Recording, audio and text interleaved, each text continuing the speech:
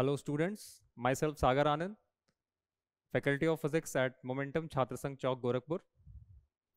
Students, आज हम लोगों का जो टॉपिक है दैट इज वेक्टर्स। ठीक है, फिजिक्स में अगर हम बात करें तो आपकी जो बुकलेट होंगी, बुक्स होंगी, उसमें सबसे पहला ये एक चैप्टर लिखा हुआ होता है वेक्टर्स। तो वेक्टर्स क्या चीज है? This is the only topic जो आपको फिजिक्स में थोड़ा सा एक नई चीज देखने को मिल सकती है, वेक्टर्स। और वेक्टर्स जिसका स्ट्रांग है बेटा, उसका फिजिक्स का क्वेश्चन गलत नहीं होगा, सबसे बड़ी बात। ठीक है, जैसे स्टूडेंट्स के मन में जो डाउट रहता है या एक डर रहता है कि फिजिक्स उन्हें अच्छी नहीं लगती या डर लगता है फिजिक्स से, है ना, वो उसे टफ मानते हैं। टफ मानने का रीजन सिर्फ इतना सा हो सकता है कि या तो आपका कुछ बेसिक मैथ्स कहीं कमजोर है या कहीं कॉन्सेप्ट कमजोर है। तो अगर आप अपने कॉन्सेप्ट को सही तरीके से अप्लाई करें और थोड़ी सी मैथ्स अच्छी रखें तो आपके फिजिक्स के क्वेश्चन गलत नहीं होंगे। तो वेक्टर्स जो है ये मैथ्स ही है, एक तरीके से आप समझें। ठीक है, ये फिजिक्स नहीं है, ये मैथ्स है। ठीक है, फिजिक्स के अंदर हम लोगों के पास जितनी भी फिजिकल क्वांटिटीज हैं, हम उन सभी क्वांटिटीज को दो पार्ट में डिवाइड करते हैं। पहला होता है स्केलर्स और दूसरा होता है वेक्टर्स। ठीक है, ये आप छोटी क्लासेस से भी पढ़ते हुए आते हैं। स्केलर क्या होता है, वेक्टर क्या होता है, स्केलर क्वांटिटीज कौन सी हैं, वेक्टर क्वांटिटीज कौन सी हैं, है ना। जैसे कि मास, टाइम, ये सारी फिजिकल क्वांटिटीज हैं। अब इनमें से कौन सी हैं स्केलर, कौन सी हैं वेक्टर्स, इसके बारे में हम लोग चर्चा करने जा रहे हैं। ठीक है, सो स्केलर्स क्या होते हैं? ऐसी क्वांटिटीज जिनको रिप्रेजेंट करने के लिए सिर्फ उनके मैग्नीट्यूड की जरूरत पड़े, तो ऐसी क्वांटिटीज को हम कहते हैं स्केलर क्वांटिटीज। ठीक है, ऐसी क्वांटिटीज जिनको रिप्रेजेंट करने के लिए कंप्लीटली सिर्फ और सिर्फ मैग्नीट्यूड ही काफी हो, हम उन्हें कहते हैं स्केलर क्वांटिटीज। ठीक है, फॉर एग्जाम्पल मान लें आजकल आम का सीजन चल रहा है। ठीक है, आप दुकान पर जाते हैं, आप बोलते हैं भैया 5 किलो आम दे दो। तो आपने क्या कहा? सिर्फ उसका मैग्नीट्यूड 5 और केजी उसकी यूनिट है, आपने उसमें कोई डायरेक्शन तो एसोसिएट नहीं किया, है ना। So mass is a scalar quantity. अगर आप दुकानदार से बोलो कि भैया 5 किलो आम दे दो नॉर्थ डायरेक्शन में, तो क्या होगा? वो भी सोचेगा कौन सा पागल आदमी है ये, है ना। तो ऐसी क्वांटिटीज जिनको रिप्रेजेंट करने के लिए सिर्फ मैग्नीट्यूड ही काफी हो, उसे हम कहते हैं scalar quantities. For example, scalar के अगर आप एग्जाम्पल्स लिखें, so these quantities mass, distance, distance is also a scalar quantity, आपने छोटी क्लासेस में पढ़ा होगा। The actual path length covered by a body, speed, etcetera. और भी बहुत सारी क्वांटिटीज आएंगी। जैसे जैसे लेक्चर आगे बढ़ता जाएगा, आप फिजिक्स की अंडरस्टैंडिंग आपकी अच्छी होती जाएगी, आपको खुद ब खुद पता लगता जाएगा कि कौन सी क्वांटिटी स्केलर है और कौन सी वेक्टर है। ठीक है, तो स्केलर क्वांटिटीज वो क्वांटिटीज हैं जिनके पास सिर्फ और सिर्फ मैग्नीट्यूड होता है। वेक्टर्स की बात करें तो वेक्टर क्वांटिटीज कौन सी क्वांटिटीज होती हैं? ऐसी क्वांटिटीज जिनको रिप्रेजेंट करने के लिए मैग्नीट्यूड के साथ साथ डायरेक्शन की भी जरूरत पड़ती है। फॉर एग्जाम्पल, आप एक बॉडी पर 5 न्यूटन का फोर्स इस तरफ लगाएं और 5 न्यूटन का इस तरफ लगाएं, नेट फोर्स कितना बोलते हो? 0। क्यों कहा 0? क्योंकि आपने कहा कि सर 5 न्यूटन लेफ्ट में लग रहा, 5 न्यूटन राइट में लग रहा, तो नेट फोर्स कितना है? 0। आपने डायरेक्शन का भी ध्यान रखा इन्हें जोड़ते या घटाते समय। तो ऐसी क्वांटिटीज जिन्हें जोड़ते घटाते समय हम डायरेक्शन का भी ध्यान रख रहे हैं, या उन्हें रिप्रेजेंट करते समय हम डायरेक्शन का भी ध्यान रख रहे हैं, ऐसी क्वांटिटीज को हम बोलते हैं vector quantities. Got my point? तो वेक्टर्स आर दोस क्वांटिटीज जिनके पास मैग्नीट्यूड तो होता ही होता है, डायरेक्शन भी होता है। ठीक है, एग्जाम्पल के तौर पे फोर्स, जैसे अभी एग्जाम्पल में लिया, displacement, the shortest distance between final position and initial position. ठीक है,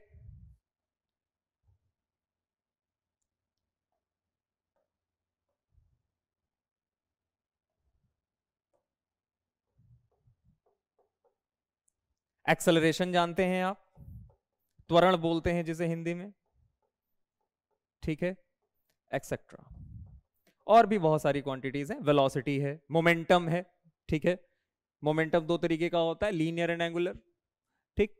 तो ऐसी क्वांटिटीज जिनको रिप्रेजेंट करते समय आपने मैग्नीट्यूड का ध्यान तो रखा ही रखा, डायरेक्शन का भी ध्यान रखा, ऐसी क्वांटिटीज को हम बोल रहे हैं वेक्टर क्वांटिटीज।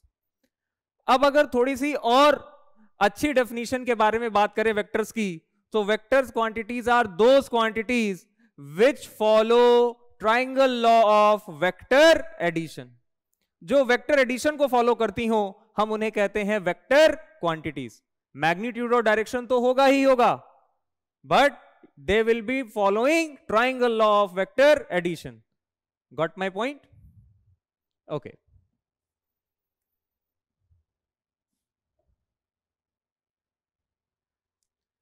ऐसी कुछ क्वांटिटीज होती हैं जिनके पास मैग्नीट्यूड भी होता है और डायरेक्शन भी होता है, but still they are not vector quantities, ठीक है।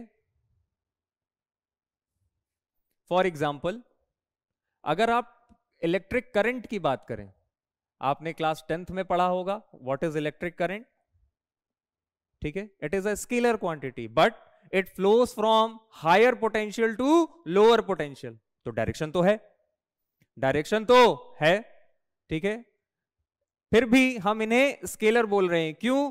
क्योंकि they does not follow triangle law of vector addition.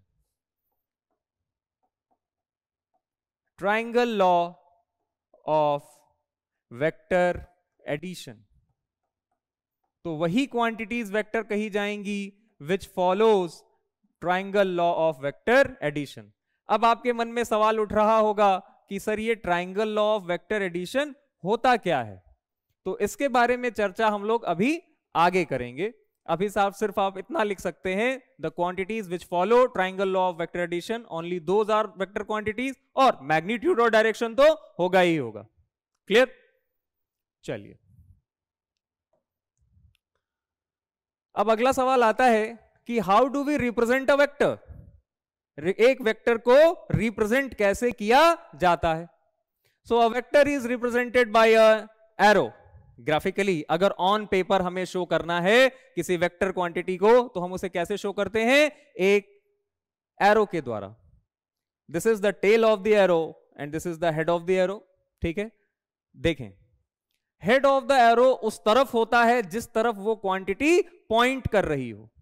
Example के तौर पर अगर मैं आपसे बोलूं एक फोर्स दिखाइए,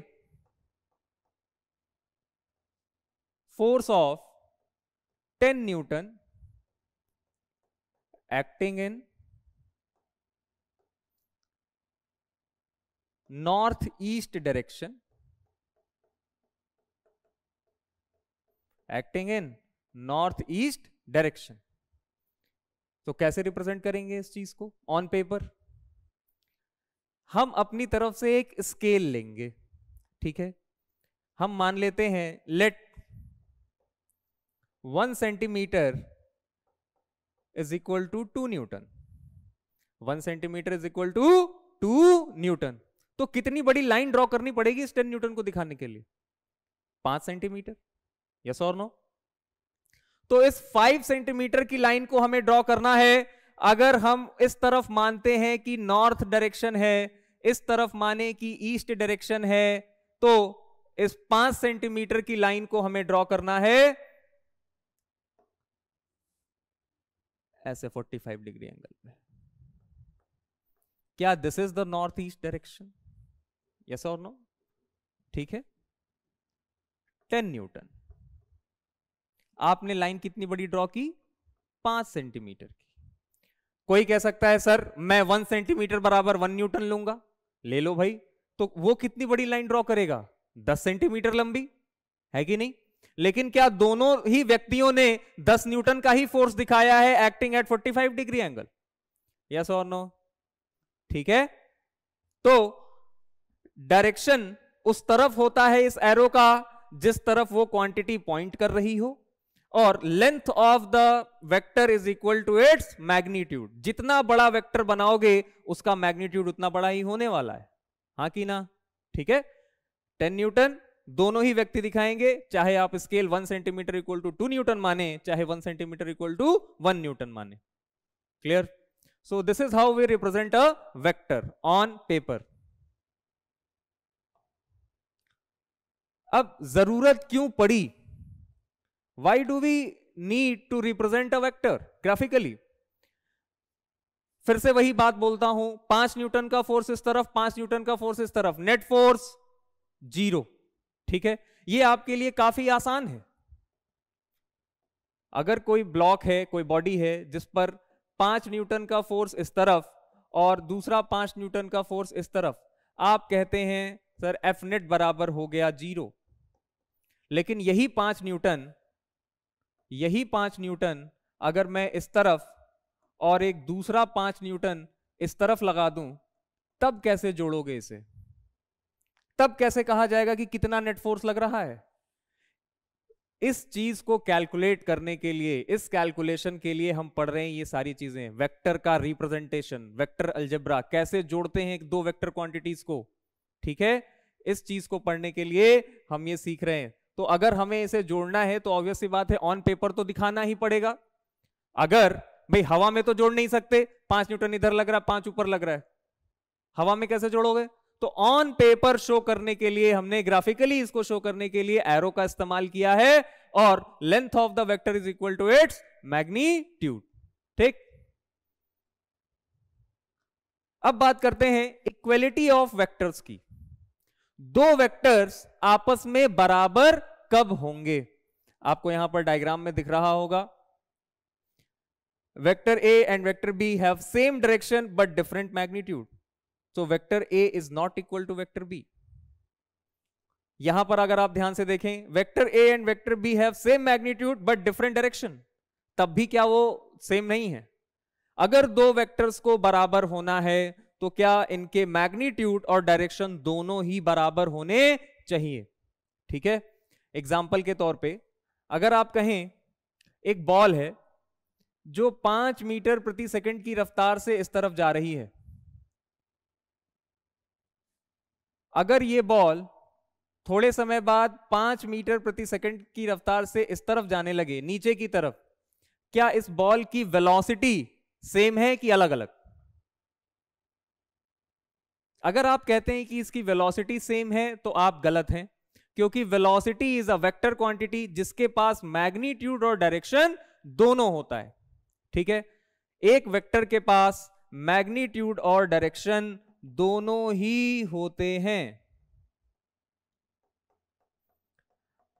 तो अगर आपको किसी वेक्टर को बदलना है तो आइदर आप सिर्फ उसका मैग्नीट्यूड बदल दीजिए, या फिर सिर्फ उसका डायरेक्शन बदल दीजिए, या फिर दोनों ही बदल दीजिए। तो किसी वेक्टर को बदलने के 3 तरीके पॉसिबल हैं, या तो सिर्फ मैग्नीट्यूड बदलो, या सिर्फ डायरेक्शन बदल दो, या फिर सिर्फ दोनों ही बदल दो। ठीक है, तो 5 मीटर प्रति सेकंड की रफ्तार इस तरफ और 5 मीटर प्रति सेकंड की रफ्तार इस तरफ, तो इनकी स्पीड सेम है। Speed is a scalar quantity, speed same है but velocity is different because direction is different. तो अगर वेक्टर का मैग्नीट्यूड सेम रहा बट डायरेक्शन बदल गया तो वो वेक्टर बदल गया, मैग्नीट्यूड ही बदल गया तो ऑब्वियसली बदल गया, अगर दोनों ही बदल गए फिर भी बदल गया। तो यही बात यहां पर लिखी हुई है कि अगर वेक्टर ए और वेक्टर बी, अगर दो वेक्टर्स को बराबर होना है तो क्या उनका मैग्नीट्यूड और डायरेक्शन दोनों ही बराबर होने चाहिए, यस और नो। ठीक है, किसी वेक्टर, दो वेक्टर्स को अगर आपस में बराबर होना है तो उनका मैग्नीट्यूड और डायरेक्शन दोनों ही बराबर होने चाहिए। अगर ये है वेक्टर ए, दूसरा है ये वेक्टर बी, तो अगर इन्हें बराबर होना है तो इनका मैग्नीट्यूड, मैग्नीट्यूड का मतलब magnitude of vector A should be equal to magnitude of vector B and direction of these two vectors must be same. तो हम इसे लिखते हैं वेक्टर ए बराबर वेक्टर बी। आया कि नहीं आया? ठीक है, तो इस तरीके से हम कहते हैं दो वेक्टर्स कब आपस में बराबर होंगे, जब इनका मैग्नीट्यूड और डायरेक्शन दोनों ही क्या हो, सेम। अब अगली बात ये निकल करके आती है कि ऑपोजिट वेक्टर क्या होता है। देखें यहां पर डायग्राम में आपको दिख रहा होगा, अगर वेक्टर ए इस तरफ गया हुआ है, माइनस वेक्टर ए ये है, इसका क्या सेम है? मैग्नीट्यूड। अगर दो वेक्टर्स के मैग्नीट्यूड सेम है बट डायरेक्शन बिल्कुल ऑपोजिट, अगर एक है नॉर्थ में दूसरा है साउथ में, तो ये दोनों वेक्टर्स कैसे कहलाएंगे? Opposite vectors. Magnitude must be same. If there are two vectors, vector A and this is vector b, अगर दोनों के मैग्नीट्यूड हैं सेम बट डायरेक्शन है ऑपोजिट, डायरेक्शन है ऑपोजिट, तो हम कहते हैं vector A is equal to minus of vector b. और यहां से एक ये भी कॉन्सेप्ट निकल करके आ रहा है कि अगर किसी वेक्टर में -1 का मल्टीप्लाई हो जाए तो उसके मैग्नीट्यूड पर तो कोई फर्क नहीं पड़ा, लेकिन उसका डायरेक्शन क्या? जस्ट 180 डिग्री ऑपोजिट हो गया। यस और नो? ठीक है। अगर कोई वेक्टर है हमारे पास जो अभी नॉर्थ में काम कर रहा है, मान लें इसका मैग्नीट्यूड है 10, हमने उस वेक्टर में -1 का मल्टीप्लाई किया, तो क्या हुआ? वेक्टर का डायरेक्शन 180 डिग्री ऑपोजिट हो गया, रोटेट हो गया, मैग्नीट्यूड वही रहा। आया या नहीं आया? ठीक है।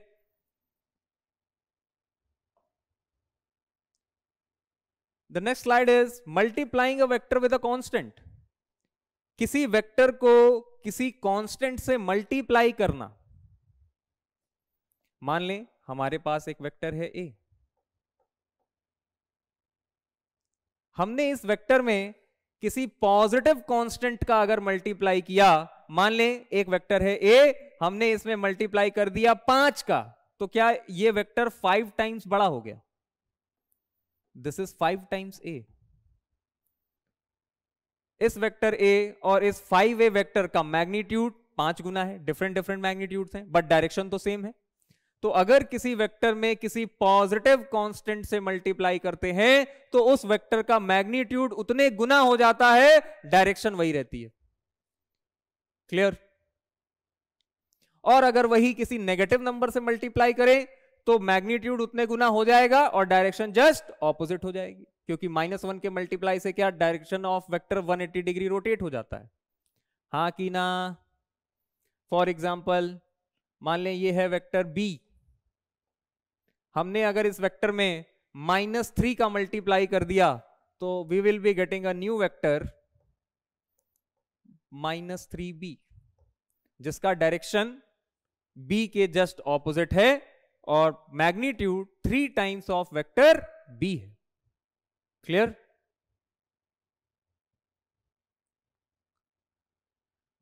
The next one which is very important, जिसे हम कहते हैं angle between the two vectors. दो वेक्टर के बीच में एंगल कैसे देखा जाता है? मान लें हमारे पास दो वेक्टर्स हैं, वेक्टर ए वेक्टर बी, किस प्रकार देखेंगे इनके बीच का एंगल कितना है? यहां पर डायग्राम आपको दिख रहा है, वेक्टर ए है वेक्टर बी है, ये फाई बना हुआ है, दिस इज 2 पाई माइनस 5 बना हुआ है। मान लें हमारे पास दो वेक्टर है, this is vector A and another vector B.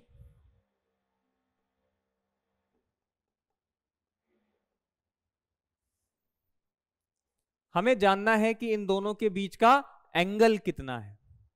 तो सबसे पहला काम आपको करना है, वेक्टर ए और बी को इस तरीके से प्लेस करना है ताकि उनके टेल कॉमन हो जाएं, ताकि उनके टेल कॉमन हो जाएं। वेक्टर बी को शिफ्ट करके हम पैरेलली ले आ सकते हैं इस पॉइंट ए के वेक्टर पे।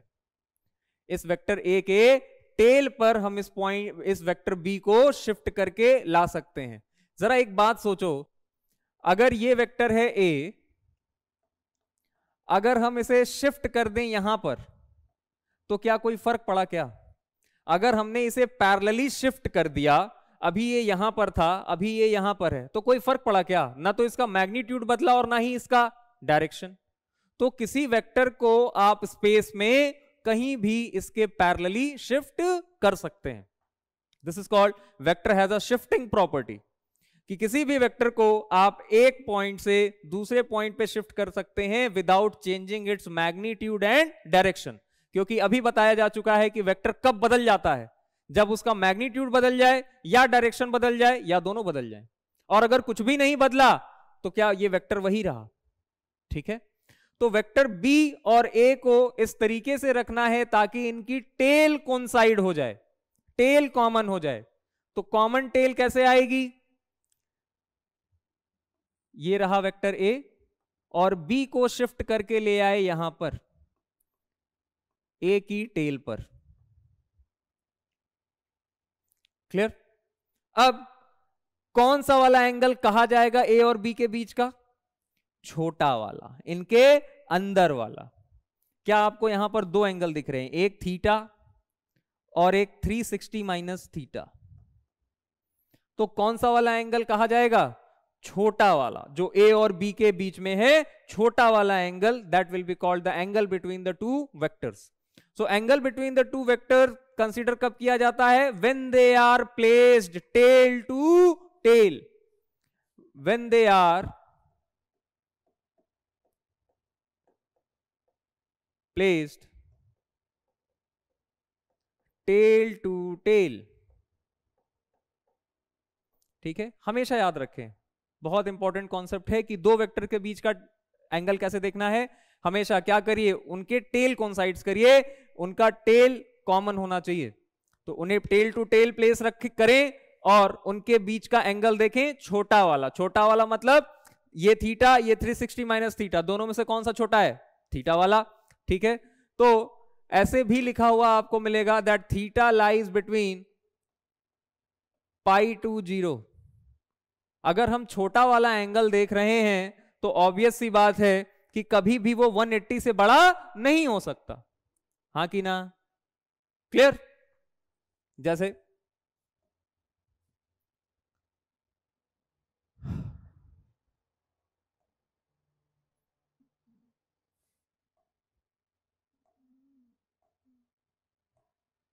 यहां पर समझाते हैं आपको।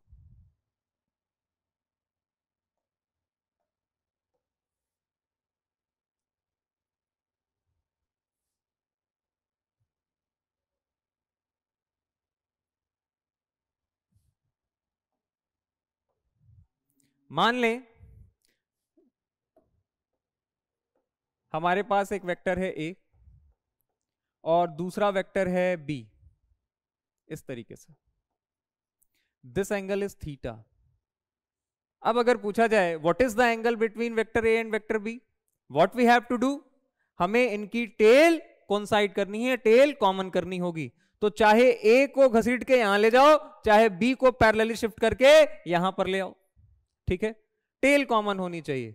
तो मान लें अगर हम ए को लेकर के जा रहे हैं, ए को लेकर के जा रहे हैं, तो क्या a will be something like this. तो फर्क तो कोई भी नहीं पड़ा, यस और नो। अगर आप ध्यान से देखें तो अगर ये एंगल थीटा तो क्या ये भी थीटा, ऑल्टरनेट एंगल, हिंदी में जैसे एकांतर कोण कहा जाता है। ठीक है, ऑल्टरनेट एंगल्स हैं। सो ए और बी के बीच का एंगल कितना हुआ, theta. Angle between A and B, angle between A and B is theta. एक और एग्जांपल लिया जा सकता है,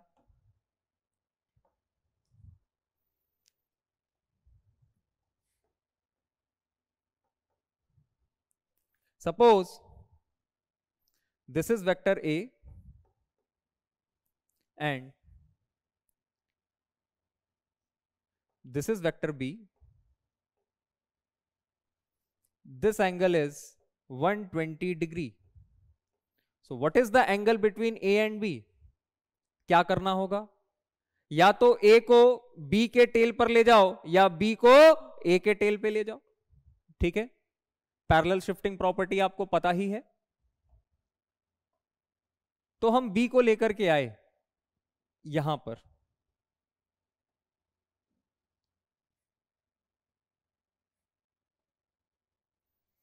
हमने b को शिफ्ट किया और यहां लेकर के आए, दिस इज वेक्टर b। ऐसा तो किया जा सकता है, बिल्कुल किया जा सकता है। ठीक है, अगर आप ध्यान से देखें तो ये एंगल है 120, तो ये कितना है 60। आपने इसे शिफ्ट किया यहां पर, चलो बताओ ये एंगल भी कितना होगा? 60 120, 60 या 120? देखें, चेक करें, बताएं कितना होगा ये एंगल, कितना लग रहा है आपको? कभी तो हाँ ना बोलो। यस, 120 डिग्री ऑल्टरनेट एंगल जैसा दिख रहा होगा आपको। अगर आप चाहें तो इसे अगर आगे बढ़ा दें तो क्या ये एक पैरेलल लाइन हो गई दोनों, क्योंकि आपने पैरेलल शिफ्ट किया। क्या this angle is 120, so this will also be 120, so the answer is the angle between vector A and vector B is 120 degree. ठीक है, ओके।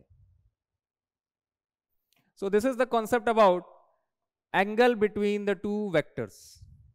अब हमारे पास अगला टॉपिक आता है which is very important, which is called vector addition, दो vectors को जोड़ना। तो सबसे पहले हम लोग सीखेंगे कि ग्राफिकली कैसे जोड़ा जा सकता है दो वेक्टर्स को। इसके बाद हम लोग सीखेंगे कि मैथमेटिकल फॉर्मूला क्या निकल करके आ रहा है। ठीक है, आपको यहां पर एक ट्राइंगल बना हुआ दिख रहा होगा, ये है वेक्टर ए, ये है वेक्टर बी, और ये आर वेक्टर लिखा हुआ है। आर को कहते हैं resultant of the vector A and B. अगर हम वेक्टर ए में वेक्टर ए को जोड़ना चाह रहे हैं तो जो जोड़ निकल करके आ रहा है उसे हम कहते हैं रिजल्टेंट ऑफ वेक्टर्स। ठीक है,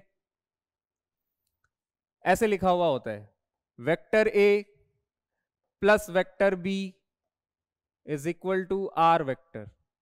इसे आप सिंपल अलजेब्रा ना समझें। एग्जाम्पल के तौर पर अगर मान लें कि यह है वेक्टर ए जिसका की मैग्नीट्यूड हो 10 और ये हो वेक्टर बी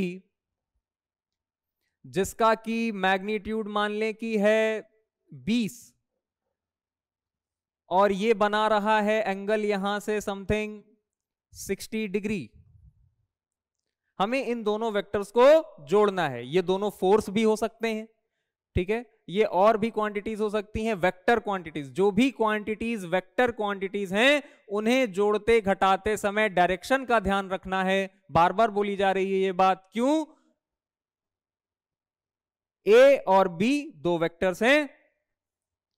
अगर आप ध्यान से देखें, अगर ऐसा लिखा हुआ है vector A plus vector B equal to vector R, तो ये नहीं कि आपने लिख दिया ए का मैग्नीट्यूड 20 और इसका 10, तो 20 और 10 30। R is not equal to 30. It may or may not be, but हमेशा ऐसा होगा ये कोई जरूरी नहीं है। 20 और 10 30 नहीं लिख दीजिएगा, गलत हो जाएगा सवाल। यहां ऊपर क्या लगा हुआ है? वेक्टर। अगर सिर्फ ऐसा लिखा होता a प्लस बी बताओ तो ये होता आपका 30। अगर सिर्फ a और b लिखा होता तो यहां हमने मैग्नीट्यूड लिखा है, सो मैग्नीट्यूड जोड़ोगे तो कितना आएगा? 30। But vector a plus vector b is not equal to 30। It may और may not be equal to 30। It depends कि a और b के बीच का एंगल कितना है। आया या नहीं आया? ठीक है, तो अगली स्लाइड पर बढ़ते हैं और यहां पर देखते हैं हम कि किस तरीके से जोड़ना है दो वेक्टर्स को। यहां एनालिटिकल मेथड लिखा हुआ है, बट हम लोग पहले ग्राफिकल मेथड सीखेंगे। Graphical method, graphical method of vector addition. इसे आप काट दें अभी, ये हम लोग आगे सीखेंगे। ग्राफिकल मेथड, वही एग्जांपल 10 न्यूटन 20 न्यूटन एंगल 60 बन रहा है और इन्हें जोड़ना है। तो ग्राफिकली कैसे जोड़ना है? पहले तो दोनों को ग्राफिकली आपको बनाना पड़ेगा। और triangle law of vector addition क्या कहता है कि अगर वेक्टर ए के हेड पर वेक्टर बी के टेल को रखें, अगर ये दोनों वेक्टर किसी ट्राइंगल की दो साइड्स की तरह रिप्रेजेंट की जाएं इन cyclic order, so the third side of the triangle होगा taken in reverse order will be their resultant, will be their sum। ठीक है, देखें इधर हमने पहले वेक्टर a को बनाया, हमने एक स्केल माना होगा, let 1 centimetre is equal to 2 newton. ठीक है, तो हमने वेक्टर ए को जब बनाया तो हमने कितनी बड़ी लाइन ड्रॉ की? 5 सेंटीमीटर, हमने 10 न्यूटन माना था उसे। और जब वेक्टर बी को ड्रॉ करेंगे तो हमें 10 सेंटीमीटर की लाइन ड्रॉ करनी पड़ेगी, क्योंकि हमने उसे 20 न्यूटन माना था। यस और नो? और ए और बी के बीच का एंगल कितना था? एंगल कितना था? 60 डिग्री। देखें, ए और बी के बीच का एंगल कितना है? 60 डिग्री। ठीक है,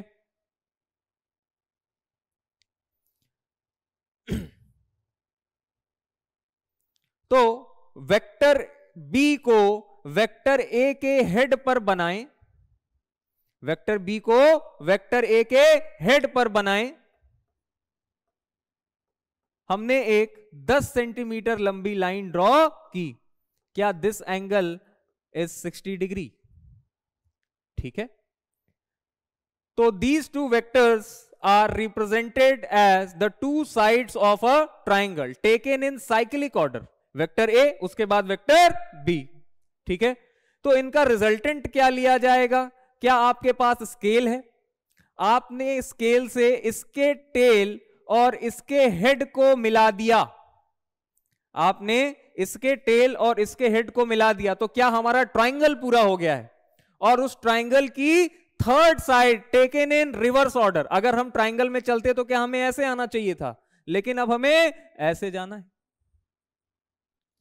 this is our resultant vector R. This is the vector sum of A and B.